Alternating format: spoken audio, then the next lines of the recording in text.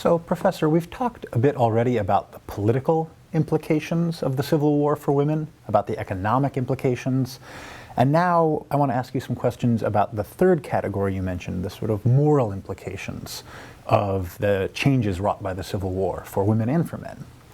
And I wanted to start by asking about something we discussed earlier, the sort of emergence of masculinity in the 19th century. In our earlier sections, we talked about possessive individualism, the notion that a man, a citizen, owns his own labor, or at least his labor, if not also his own land. But the Civil War seems to create a crisis of masculinity through urbanization, through industrialization. What does this do for relations between women and men? What does it do for the idea of masculinity? Well, let's go back a little bit to talk about how the idea of masculinity is transformed in the minds of men themselves. So when we talked about possessive individualism and a man owning his own labor and therefore being able to sell it, that man was, for the most part, a person who was a craftsman, an artisan, somebody who made a product. His labor was invested in the product, and his masculinity, if you like, as well as his capacity to support a family, and indeed to be considered a yeoman until the Jacksonian period, to have full citizenship right. That was vested in his sense of what his labor could produce, not in terms of the income he made. Well, along comes the Civil War and, of course, the rapid industrialization, which transforms within a generation the vast majority of those of non-agricultural laborers from craftsmen to basically unskilled labor. And then the man could no longer measure his productivity by the object he produced, but had to measure it by the income that he made.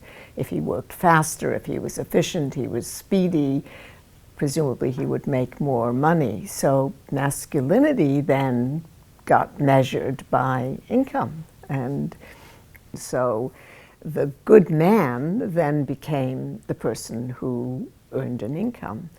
Well, a guy gets laid off, you know, most of the jobs are seasonal one way or the other. Some involve speed-up processes which make it impossible for men to work when they get a little older or get a little sicker. Or so masculinity that gets measured by money is a very variable kind of thing. So how do you then measure who you are as a man? Well, one way to do that was by controlling the household in which you lived. If you couldn't do it in the workplace anymore, then you did it at home. You were the man of the house.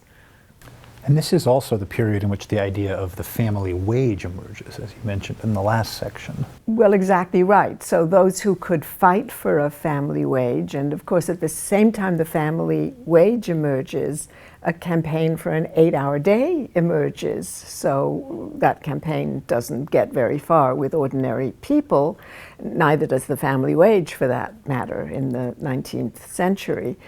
But still, the fight for those things are indications of how much manhood is now going to be vested in, can I bring home enough money to support a wife and children, and can I support that wife and children in a way that enables me to participate and supervise and remain the patriarch of family life.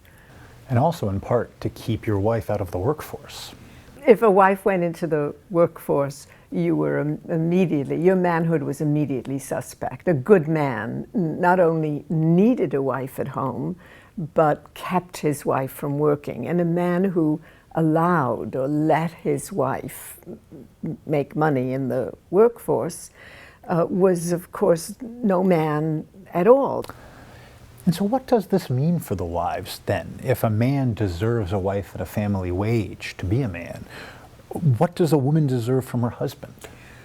So what does a woman deserve? A woman deserves man who can support her, a man who's around and available, and a man whose wages she, the woman, can control. If he's drunk, she can't control him. So the end of the 1860s sees the beginning of the temperance movement.